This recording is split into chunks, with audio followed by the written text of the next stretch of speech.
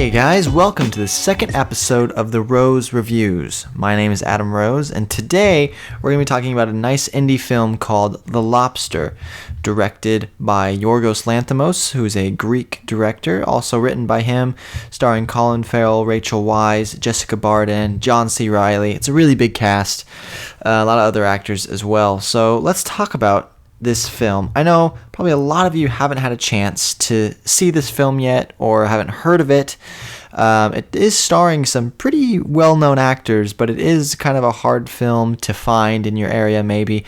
I know I live in the Dallas area, and I had to go to a theater called Angelica, which is kind of like an indie, shows a lot of indie films there, and I had to actually go there in order to see it. It came out 2015, but it came out here in the U.S. Early May. I got to see it a couple weeks ago, and I thought I'd talk about it. So this film, it's rated R, has about a 2-hour running time. It's an interesting film, that is for sure.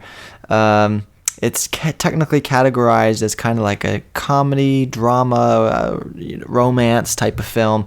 I'll give you a quick synopsis so you know kind of what the film's about. So it's a dystopian near future where single people, according to the laws of the city, are taken to the hotel where they're obliged to find a romantic partner in 45 days or transformed into an animal and sent off into the woods. Yeah. Yeah, it's an interesting concept. I don't even know where to start with this movie. I had really no idea of what this was going into it. I had heard from a couple of friends of mine that they had seen it, that they don't really want to tell me much about it, just that it's weird. It's a different film. It's definitely it's not for everybody. Let me just start off saying that. It is not for everybody. So let's just talk about a couple of the things I liked, didn't like. Let's just talk about the director in the first place. This director, I haven't actually seen any of his other films since this is the first really American film that he's made. I haven't got a chance to see many of the others' films, but I thought he directed the crap out of this thing. I mean, it's really well directed. There's some a lot of beautiful outdoors shots, a lot of still shots, a lot of shots that you can tell are in one take. He has a kind of similar style, I would say, to Alejandro Inarritu, who did Birdman and The Revenant with Leonardo DiCaprio last year and ended up winning an Oscar for that. So he has a really unique, interesting style.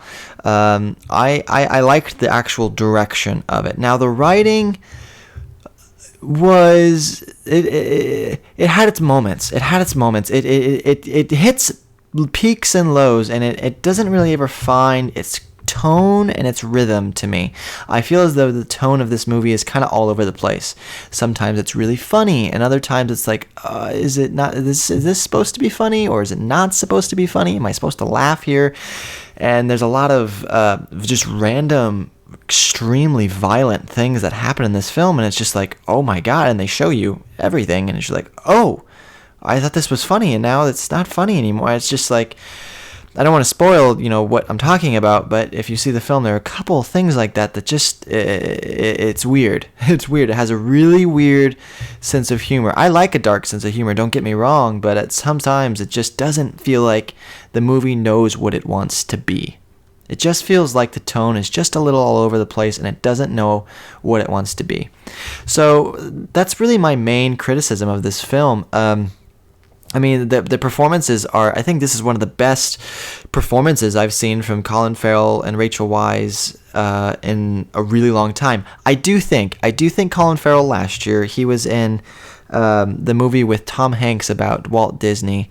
I can't remember the name of it. But he was in that film, and I thought he should have been nominated for an Oscar for that, and he wasn't.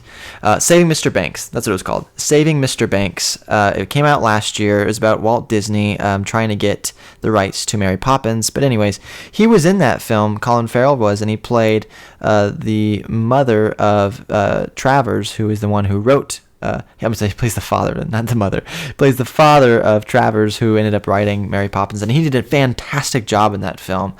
So to see him again, kill a performance such as this is awesome. So I thought Rachel Weisz also John C. Reilly pops in there for a little bit. He's funny. He's pretty funny as well. Dark sense of humor for sure, but he also has some nice dramatic chops as well. So the performances I thought were fantastic. I mean, everyone did a really good job. This thing, by the way, has only made about 8.5 million domestically in its run, and it's been out for almost 2 months now. So, I mean, these indie films don't really make a lot of money, mainly because this film's not for everybody. I think in my theater alone, I think about half the people left the theater throughout the movie. By the end of the film, when they open, the credits ran, I think half my theater had already left. So if that doesn't tell you anything about what this movie is like, then it's not for everybody. Let me tell you that. So. The main criticism I really had was that it just felt a little all over the place. There are a couple extremely violent moments that I thought were just not needed and were very random. So let me give you my recommendation. Do I think you should go out and try and find this film or watch it streaming when it comes out or whatever? I would say no, that it's a weird film. It has a very odd sense of humor. It's violent at times. The ending is a cliffhanger ending. If you don't like cliffhanger endings, then you won't like this. It ends at a very random place, doesn't really give you any conclusion to it, really. So, I mean, it's a weird film. It's a different film.